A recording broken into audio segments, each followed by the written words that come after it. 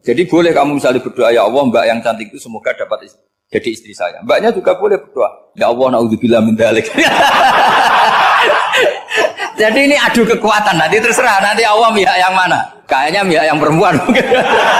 Karena kasihan kan kalau cantik dapat orang apa? Jelek. Saya tuh andaikan boleh fatwa fikih, yang saya haramkan tuh orang jelek dapat orang jelek. Karena kasihan anak-anaknya, tahu-tahu jelek banget. Jadi kan kasihan itu.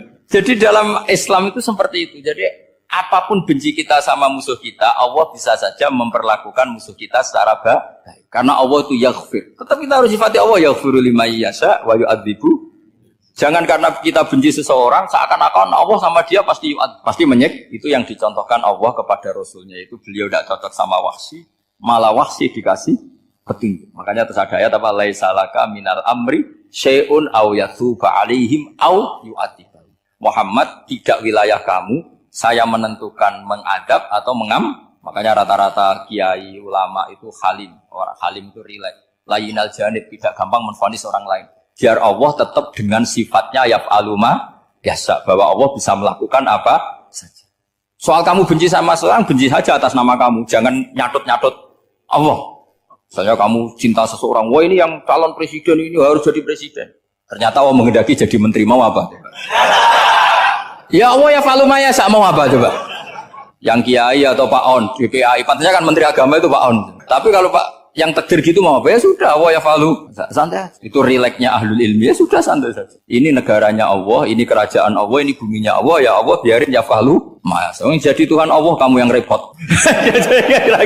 Jadi Tuhan itu Allah kamu yang repot. Ya Allah biar tetap ya falu. Mayasa Allah boleh yaghfir liman yasha wa ya'tibu mayasa. Ketika Futuhat Syam dulu itu dikuasai tentara Romawi. Era Sayyidina Umar Futuhat. Yerusalem dikuasai tentara Islam. Itu awal Sayyidina siapa? Umar radhiyallahu anhu. Ketika Futuhat mau ada pesta besar-besaran. Tapi Umar menolak. Ketika menolak, kenapa Anda menolak? Beliau hanya baca ayat Innallaha ta'ala ayyara qauman faqala adhabtum thayyibatikum fi hayatikumud dunya. Allah itu mengkritik satu komunitas kaum yang zaman di dunia menghabiskan semua kenikmatan. Maka kita tidak perlu syukuran besar-besaran. Jangan-jangan jatah kita di akhirat kita habiskan di dunia. Itu adhabtum thayyibatikum fi hayatikumud. Semudah itu. Semudah itu ulama. Rasulullah pernah dahar, pernah makan. Makan karena 3 hari gak makan, cara di Indonesia gak makan nasi, gak makan daging, sudah lama sekali. 3 hari Nabi itu hanya makan kurma dan air putih. Pernah Nabi gak makan roti sampai 3 hari. Kalau Indonesia mungkin gak makan nasi. Di hari ketiga, ada sahabat yang berbaik hati, Nabi disembelihkan kambing, dipotongkan kambing, Nabi disuruh dahar. Itu baru dahar setengah piring, Nabi berhenti. Ketika ditanya, setengah piring itu kan sudah kuat untuk sholat, untuk apa sudah kuat. Ditanya, ya Rasulullah kenapa berhenti? Bukankah engkau tidak makan ini 3 hari? Nabi menjawab, walatus alumna yauma idzin anin naim. Semua nikmat yang saya rasakan nanti ada pertanggungjawabannya. Makanya saya tidak ingin banyak-banyak. Wah itu kalau diterapkan di sini enggak populer. Makanya saya tahu gayanya ngaji Quran itu enggak siap dengan konsep-konsep Quran ini. Jadi segampang itu orang dulu. Nah karena apa ya itu tadi? Mereka tahu asbabun nuzul. Quran itu diturunkan dalam konteks apa? Lafaz ini arahnya kayak apa? Mutlak muqayyadnya kayak apa? Muhkam mutasabihnya kayak apa? Nasah mansuhnya kayak apa? Nah sedikit saya cerita ini mungkin contoh terakhir supaya agak lama-lama, nanti bingung kalau lama. Yang bingung ya saya. Bingung cara memahamkan. Jadi kalau guru itu kan bingung cara memahamkan. Kalau murid bingung cara memahami. Gak tahu tingkat kebingungannya sama. Kalau guru itu bingung cara memahamkan. Kalau murid bingung cara. Jadi ini pertemuan 2 kelompok bingung. Yang satu bingung cara memahamkan. Yang satu bingung cara. Kalau orang ekstremis bingung cara merusak suasana. Itu gak benar itu. Ada loh. Rasulullah itu nabi. Itu paling pusing yang ngadepi orang-orang yang ekstrem. Karena apa? Cara berpikir itu lompatannya itu enggak tertib. Jadi nabi itu cara berpikir itu kecerdasan nubuah. Sementara orang ekstrem cara berpikir itu kecerdasan nafsu. Bukan kecerdasan manusia. Kalau manusia masih baik nafsu. Misalnya begini, kalau dalam tradisi nubuah itu. Saya dengan Pak Anu berteman lama. Mulai tahun 2000 berapa. Itu kalau Pak Anu bertamu ke saya, harusnya tidak usah tak kasih makan. Karena sudah dekat. Tapi kalau kenalan baru itu dikasih makan, disangoni. Jadi Nabi itu perilakunya agak unik. Akhirnya ada orang yang cara berpikir itu dangkal. Ya Rasulullah ini tidak fair. Yang iman lama tidak diservis, yang iman baru diservis. Cara berpikir Nabi begini. Orang Ansor itu kan sering memberi Nabi. Perjuangannya Nabi ditopang orang apa? Ansor. Donatur lah, kira-kira orang Ansor itu donatur. Donatur itu keren. Karena donatur itu artinya al-yadul ulya khairum minal yadis. Sehingga ketika Nabi sudah menguasai negara, menguasai Mekah Medina, sudah futuhan, itu orang Ansor tetap gak diservis. Yang diservis Nabi itu orang-orang baru masuk Islam, disebut wal mu'allafati qulubuhum atau Islam mu'allaf. Ada 1-2 orang yang protes, tentu yang gak pinter. Tukang protes pasti tidak pinter. Wong iskal-iskalnya sendiri, otaknya gak sampai-sampainya sendiri, orang lain disuruh jawab. Makanya di sini tidak ada tanya jawab, nanti iskal-iskal kamu sendiri, bingung-bingung kamu sendiri, saya disuruh jawab. Berarti Gus Pak gak mau ditanya, ya memang gak mau, karena tadi jawab sendiri aja, nanti pinter sendiri, kapan-kapan pinter sendiri. Akhirnya tanya begini, cara tanya gini, ya Rasulullah, ini gak fair. Orang sudah Islam lama setelah negara terbuka milik Anda, setelah kita menang, setelah kita menguasai negara, tidak kamu servis. Sementara yang baru Islam kamu, Nabi itu bertanya senyum-senyum, rileks saja. Lama-lama tambah ekstrim pertanyaan. Kata Umar, ya Rasulullah saya beri izin untuk membunuh orang ini. Umar itu pikirannya karena mangkel lo Nabi. Nabi jangan. Kalau kamu bunuh, nanti apa kata orang banyak? Inna Muhammad dan yaktulu as-sahabah. Dikira Muhammad membunuh sahabatnya sendiri. Nabi masih mendengar. Komplainnya masih dengar. Lama-lama Nabi memberi penjelasan. Kamu ini orang Ansor. Kamu biasa memberi saya, memberi dana perjuangan. Memberi itu hebat. Saya tidak ingin menurunkan grade Anda. Grade sebagai pemberi, berarti kelasnya elit. Sekarang menjadi penerima. Itu tidak bagus. Itu betapa Rasul ini namanya kecerdasan nubuah. Kalau orang biasa memberi, biar memberi saja. Supaya dia tetap heroik, tetap patriotik, tetap keren. Karena mentalnya jangan sampai dari mental memberi kemudian mentalnya peminta. Jadi kalau Pak On jadi tim suksesnya Pak Jokowi itu ya tidak minta-minta. Kalau dulu kampanye ya kampanye saja. Biar memberi terus nggak pernah minta. Meskipun akhirnya ya gelong. Tapi Nabi dulu didik gitu. Jadi orang Ansor itu nggak pernah diservis. Padahal jasanya kayak gitu.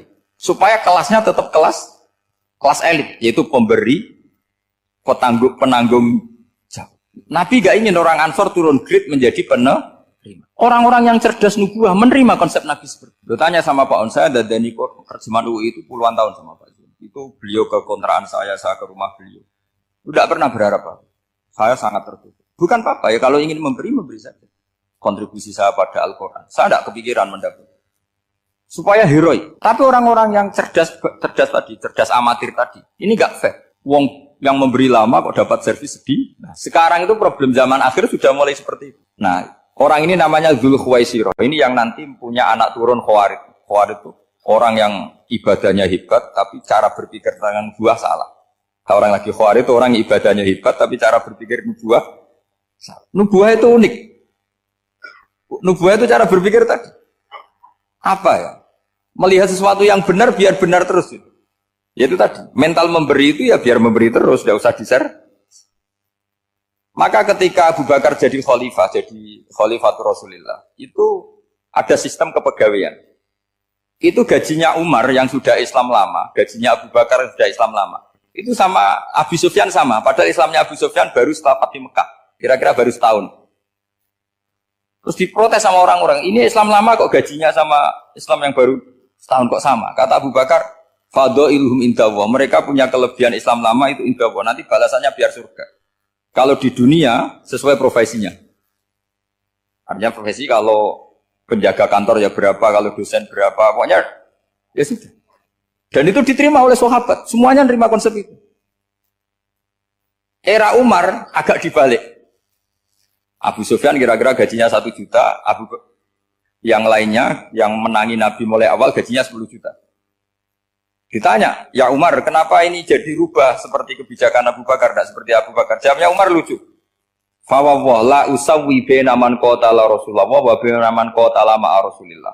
Demi Allah saya tidak akan pernah menyamakan orang yang dulu merangi Rasulullah yaitu Abu Sufyan dengan orang sing selawase dari Rasulullah yaitu Sayyidina Ali dan sebagainya. Ini penting. Artinya ketika gajinya orang saya seperti Ali radhiyallahu anhu Itu tinggi itu bukan karena lamanya Islam, tapi karena lamanya iman. Jadi mulai dulu ijtihad itu ada, dan dulu dia biasa saja. Karena tadi ada kecerdasan nubuah. Saya ulang lagi, ada kecerdasan apa? Sekarang itu kecerdasan tomak atau kecerdasan nafsu. Itu kalau sampai ngaji kitab tasawuf, itu bab bakhil itu tidak ada. Menurut kitab tasawuf, medit itu tidak ada, kikir itu tidak ada. Yang ada itu tomak. Tomak itu berharap dikasih orang lain.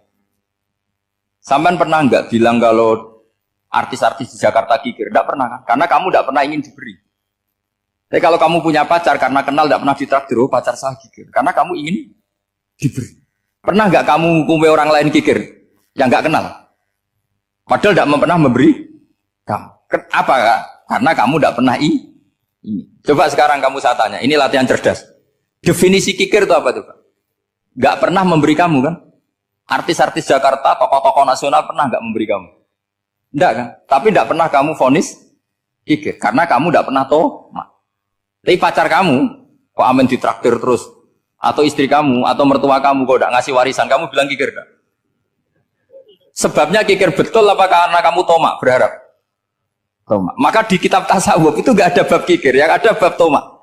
Karena asal usul menvonis orang kikir itu karena tamak. Maka jangan banyak kenal orang, nanti banyak hukum kamu kan?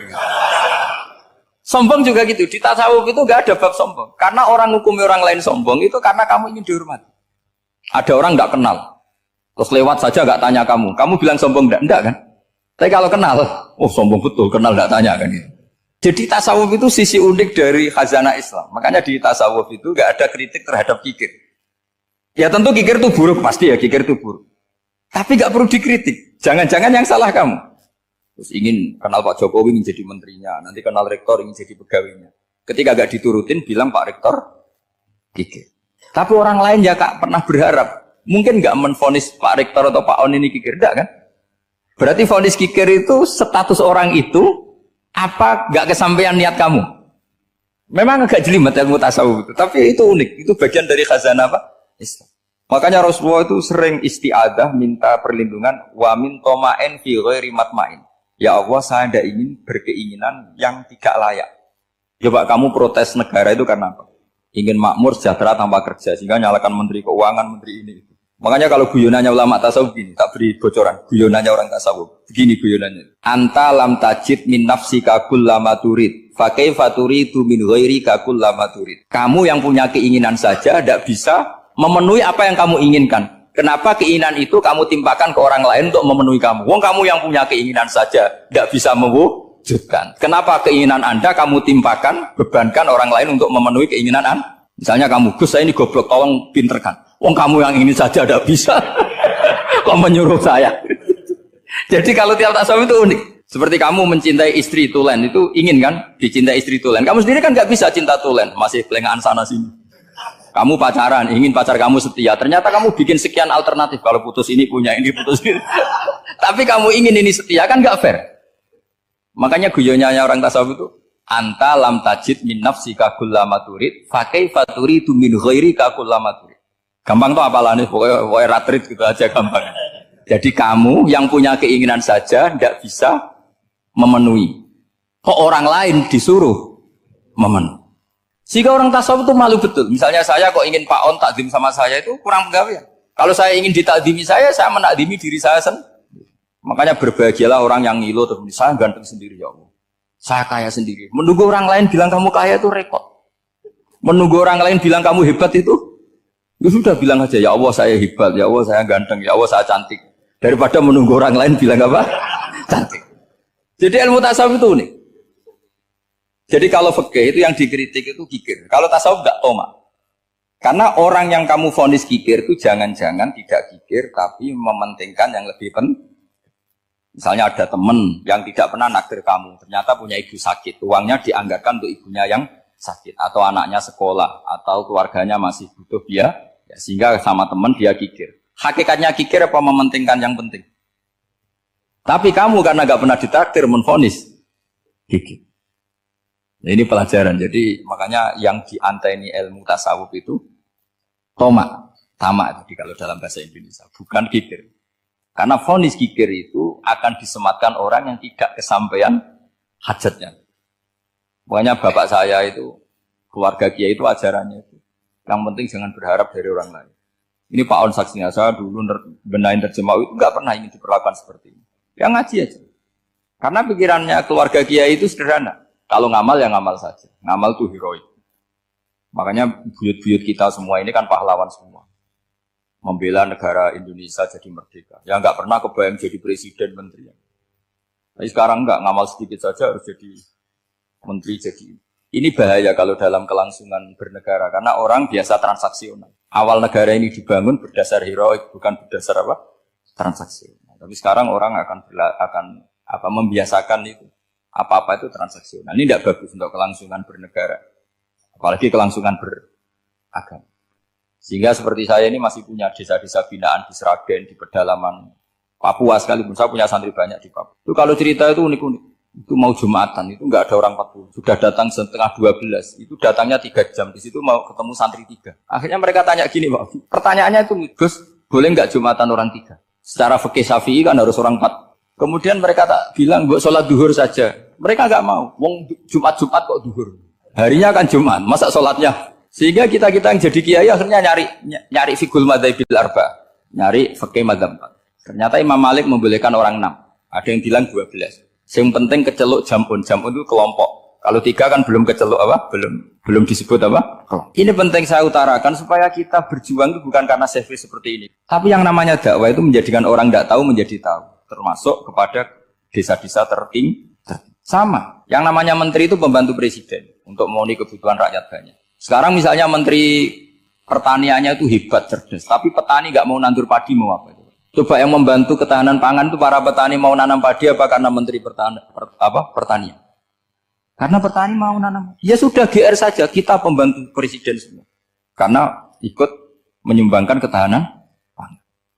Tapi kamu kan nggak digaji, kita keren, ngamal tanpa harap gaji. Ini penting. Supaya Anda itu nggak hati kecil gitu. Ikut menyumbang negara tanpa ingin dapat gaji. Keren nggak? Nah itu nubuah.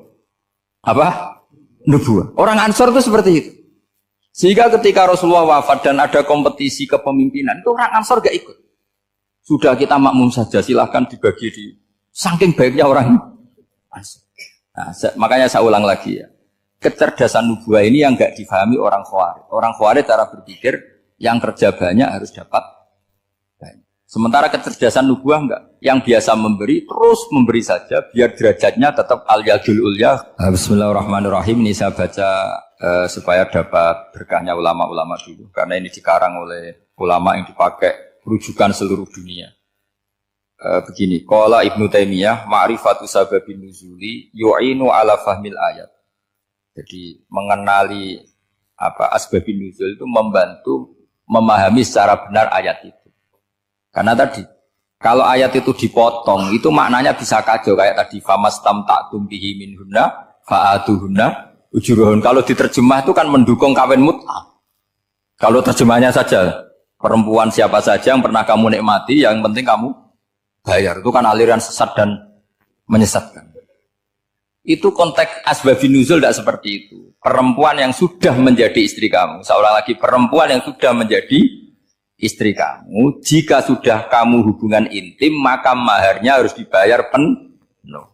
Tapi kalau belum hubungan intim, maharnya hanya wajib separuh. Fanisfu ma faradtum illa ayafuna aw ya'fu alladhi biyadihi uqdatun nikah. Tapi tadi kalau di Indonesia gimana Gus? Ya itu yang repotnya. Maharnya itu tadi mau kena atasan dan apa? Bawahan. Wah kacau kalau di Indonesia. Sehingga kita bingung kalau dalam logika Arab kan gitu. Bayangannya kalau cerai, kata Allah, fala ta'khudhu min syai'at. Harta yang sudah kamu berikan ke istri jangan diambil lagi. Sampai dilarang ngambil tuh karena jumlahnya banyak sehingga kepikiran ngambil. Kalau di Jawa nggak usah dilarang sudah tidak akan ngambil karena rukuhnya sudah lulus. Itu susahnya baca Quran di Jawa. Karena dari awal maharnya terlalu apa? Kecil. Terus beliau Imam Suyuti termasuk di sini menyontohkan yang pasti salah kalau difahami yaitu tadi ayat apa itu fa inama tuwallu fastamma wajib. Jadi beliau terus meringatkan betapa pentingnya mengenali asbabin nuzul. Karena asbabun nuzul itu gampang. Saya ulang lagi, asbabun nuzul itu gampang. Gampangnya begini ya, kan ada satu peristiwa. Misalnya begini, Rasulullah itu kan mengkritik penuhanan Lata dan Uzza. Berhala-berhala itu dituhankan, dikritik sama Rasulullah. Kemudian mereka begini, karena mereka biasa personifikasi Tuhan. Muhammad, kalau Tuhan itu tidak Lata Uzza dan itu terbuat dari batu, lalu Tuhan Anda itu dari apa? Amin fiddotin audabin. Lalu Tuhan Anda ini dari emas apa dari perak? Karena mereka nggak bisa membayangkan Tuhan tanpa dipersonifikasi. Terus Allah menurunkan qul huwallahu ahad, Allahus somad, lam yalid wa lam yulad wa lam yakul lahu kufuwan ahad. Karena otaknya mereka sudah begitu, yang namanya Tuhan itu harus dipersonifikasi. Makanya saya kemarin di Korea seminggu, cerita yang paling unik gini Pak On, ada bos Islam, ada bosnya TKI yang baik. Mereka mengizinkan pekerjanya sholat. Bareng sholat tuh diingeti ke atas ke bawah, kok nggak ada arcanya. Sehingga setelah sholat dibilang, apa saya berikan berhala sekalipun? Karena nggak kebayang ada orang sholat kok tanpa berhala, tanpa Tuhan. Yang kamu sembah itu mana? Kok nggak ada? Apa tak belikan? Jadi unik. Nah teman saya yang satu unik lagi, dia termasuk pegawai Garuda yang derekno saya ke Korea itu orang pegawai Garuda. Dia karena orang kaya biasa ke Eropa kemana-mana itu. Singkat cerita dia sholat di mall karena nganggep Korea itu sudah negara maju kayak Eropa. Setelah sholat di mall pas asar itu, security-nya nelpon polisi. Pak polisi di sini ada ritual teroris. Jadi kalau menamakan sholat itu ritual teroris. Jadi artinya apa? Ritual-ritual yang kita lakukan itu macam-macam cara pandang. Orang ateis itu kan Cina kan Korea itu kan ya Cina lah, Korea, Jepang, RRC itu kan sipit. Itu ya yang namanya ibadah sembahyang harus ada patungnya atau ada arcanya atau ada benda-benda itu. Orang Islam kan nggak ada sama. Makanya mereka itu kok bisa? Problemnya kita, saya ulang lagi, ini problemnya. Problemnya kalau ada itu ya repot. Begini misalnya, ini masih tentang asbabun nuzul. Ini contoh terakhir tentang masih asbabun nuzul. Umar radhiyallahu anhu, sahabat Umar itu kalau mencium Hajar Aswad itu sambil gedumel. Tidak berdoa tapi gedumel. Masyhur.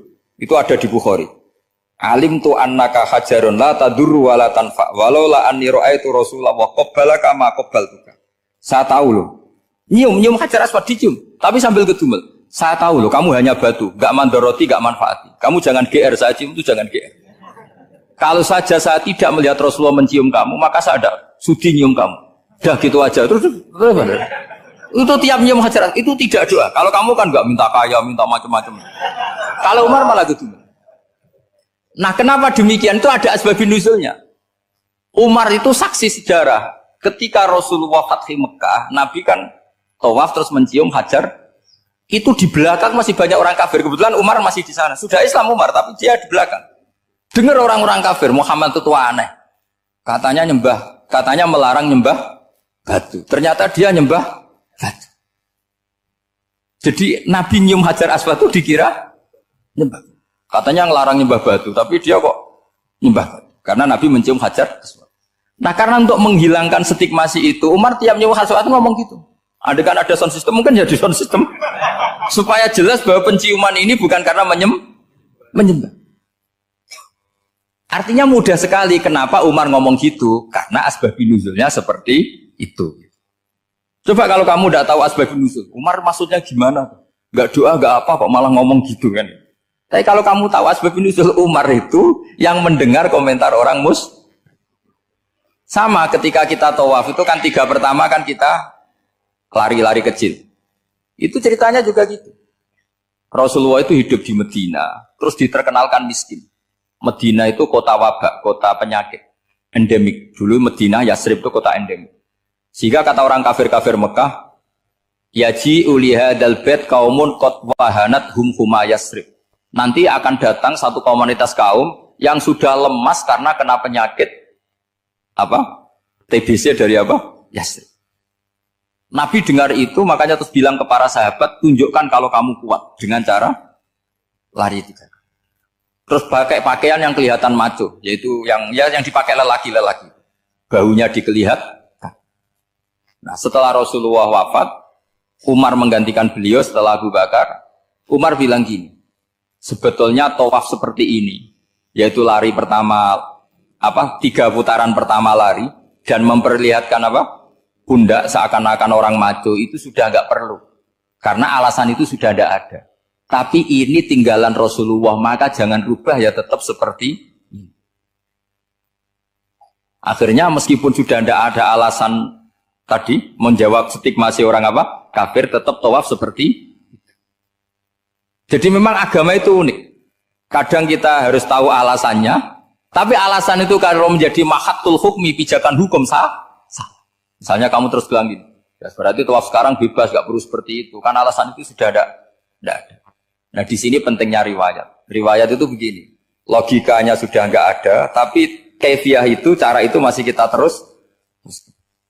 Dan itu memang, saya ulang lagi, harus tahu asbabun nuzul. Saya beri contoh ya misalnya, wa idza darabtum fil ardi falaysa 'alaikum junahun an taqsuru minas shalah. Terus ayatnya di mana? In khiftum ayyaftinakumul ladzina kafaru. Jika kamu pergi dalam keadaan takut ditangkap orang kafir atau takut diculik orang kafir, maka kamu boleh mengqasar salat. Itu jelas ada ayat in khiftum ayyaftinakumul ladzina kafaru. Jika kamu takut diculik orang kafir. Sehingga ketika Ba'da Fathi Mekah, setelah Mekah dikuasai Islam, Umar tanya, ya Rasulullah, kenapa engkau masih sholat qasar? Bukankah kita sudah aman? Waqad qala ta'ala in khiftum ayyaftinakumul ladzina kafaru. Allah ngendikan boleh mengqasar itu kalau dalam kondisi takut. Waqad kunna fi amrin, sekarang kita sudah aman. Jawabannya Rasulullah itu unik. Ya Umar, hadihi shadaqatun faqbalu shadaqah. Ini sedekahnya Allah, bonus, sudah terima saja, enggak usah catatan-catatan gitu. Sehingga era Umar ya ada lagi yang tanya Umar begitu. Kata Umar, sa'altu dzalika Rasulullah sallallahu alaihi wasallam faqala hadhihi shadaqatu wa faqbalu shadaqah. Sudah ini bonus dari Allah, terima saja. Ini kan unik. Padahal kalau secara disiplin ilmu kan begini. Kamu boleh mengqasar salat kalau dalam bepergian dan dalam keadaan takut. Logika hukumnya kalau tidak takut tidak usah. Sama seperti begini. Kamu kalau pergi jauh seperti saya Pak On, itu ngosor salat apa enggak ngosor kan? Alasannya kalau kosor itu, kalau pergi itu masyakot, repot. Sekarang pergi kita pakai Alphard, pakai Innova, bawa uang, disupirin, itu masyakot enggak? Enggak kan? Tetap boleh jamaah enggak? Boleh. Sebenarnya kamu jamaah itu karena pengetahuan hukum apa karena enak jamaah? Kalau alasannya masyakot, kan sekarang sudah ada, enggak repot. Ya sudah pakai hadis tadi, ini hadiah, terima saja. Jadi makanya agama itu riwayat. Tapi ada saja ulama yang agak balik loh. Agak balik lagi ini banyak juga ulama misalnya duwe gawe, ibunya sakit terus ribet jamak sholat. Kenapa? Ribet ngurmat ibu. Makanya ada saja kiai yang duwe gawe mantu itu terus jamak sholat, tapi jangan ikuti. Tapi ada saja karena alasannya jamak itu karena apa? Repot. Ya ada saja, tapi ya jangan ditiru. Cuma saya ini cerita. Analisis hukum itu memang agak-agak unik. Jadi tadi kadang Nabi itu ditanya, ya Rasulullah, kita dulu boleh jamak qasar ini kan karena in khiftum ayyaftinakumul ladzina kafaru, takut diancam orang kafir. Sekarang aman, kenapa tetap jamak? Jawabannya Nabi, ini hadiah, terima saja. Ya ada sahabat yang bantah, kenapa Nabi? Allah itu zat yang baik, kalau sudah ngaji bonus nggak pernah ditarik lagi. Makanya Nabi kalau berdoa itu unik. Ya, siapa yang disiksa di dunia karena dosanya, fawahu akramu min ayyus sanniya uqubatahu fil akhirah. Kalau ada orang salah kok di dunia sudah dikasih sanksi, Allah itu lebih mulia untuk mengulang nanti di akhirat. Akram itu Allah terlalu mulia, maksudnya orang kepikiran wis males ya selesai, tidak akan di. Kalau sampean kan enggak, masih ingin lagi. Jadi itu cara berpikir nubuah. Jadi berpikir nubuah itu beda. Ada orang pas sujud diinjek sama orang fasik, diinjek. Kemudian si yang sujud tadi, wallahu la yaghfiru wallahu laka, demi Allah tidak akan ngampuni kamu. Itu langsung Allah memberi wahyu sama Nabi di zaman itu. Bilangin yang sedang sujud itu, dia harus minta maaf sama saya, kata Allah. Man dzalladzi yata'alla ala fulan. Dia bersumpah bahwa Allah tidak akan memaafkan orang, itu harus diralat. Nabinya iskal, kenapa ya Allah? Yang Tuhan itu saya ini punya sifat dua, bisa menyiksa dan bisa memaafkan. Kenapa dia milih sifat saya satu tidak memaafkan? Akhirnya apa? Orang yang nginjek tadi sama Allah dikasih tobat dan jadi orang soleh. Jadi itu Makanya kamu nggak boleh jadi orang ekstrim nyifati Allahnya satu. Nggak boleh. Allah tetap bisa yaghfiru liman yasha wa yu'adzibu man yasha. Sifatnya Allah dua ya tetap dua. Nggak boleh kamu pilih satu. Misalnya kamu kan biasanya gini, yang ghafur untuk kamu, yang sadidul uqab untuk orang lain. Mesti kelakuannya sampean kan begitu. Nggak boleh seperti itu. Rasulullah kayak apa bencinya sama Wahsy? Karena Wahsy itu qatilul Hamzah. Yang membunuh Sayyid Hamzah siapa? Itu bencinya bukan main Rasulullah. Sampai maksud-maksud Wahsy. Tapi sama Allah malah diturunkan ayat laisa laka minal amri syai'un aw yatuba alaihim aw yu'adzib. Muhammad, meskipun kamu kekasih saya itu tidak wilayah kamu, maafkan atau enggak, terserah saya kata Allah. Ternyata betul, malah Wahsy dikasih tobat. Nah sekarang enggak, orang itu nyifati Allah sama orang lain sadidul iqab, kalau sama dirinya enggak boleh seperti itu. Allah ya sifatnya tetap. Jadi boleh kamu misalnya berdoa, ya Allah mbak yang cantik itu semoga dapat jadi istri saya. Mbaknya juga boleh berdoa, ya Allah naudzubillah min dzalik. Jadi ini adu kekuatan, nanti terserah, nanti Allah pihak yang mana? Kayaknya pihak yang perempuan mungkin. Karena kasihan kan kalau cuantik dapat orang apa? Jelek. Saya tuh andaikan boleh fatwa fikih, yang saya haramkan tuh orang jelek dapat orang jelek. Karena kasihan anak-anaknya, tahu-tahu jelek banget. Jadi itu kan kasihan itu. Jadi dalam Islam itu seperti itu. Jadi apapun benci kita sama musuh kita, Allah bisa saja memperlakukan musuh kita secara baik. Karena Allah itu yaghfir. Tetap kita harus sifati Allah yaghfiru liman yasha wa yu'adzibu. Jangan karena kita benci seseorang seakan-akan Allah sama dia pasti menyek. Itu yang dicontohkan Allah kepada Rasulnya. Itu beliau tidak cocok sama Wahsy, malah Wahsy dikasih petunjuk. Makanya terus ada ayat apa? Laisa laka minal amri syai'un aw yatuba alaihim aw yu'adzibu. Muhammad, tidak wilayah kamu saya menentukan mengadab atau mengam. Makanya rata-rata kiai ulama itu halim. Orang halim itu rileks. Layinal janib, tidak gampang menvonis orang lain. Biar Allah tetap dengan sifatnya yaf'alu ma yasha, bahwa Allah bisa melakukan apa saja. Soal kamu benci sama seorang, benci saja atas nama kamu. Jangan nyatut-nyatut Allah. Misalnya kamu cinta seseorang, wah ini yang calon presiden ini harus jadi presiden. Ternyata Allah menghendaki jadi menteri, mau apa? Ya Allah yaf'alu ma yasha, mau apa coba?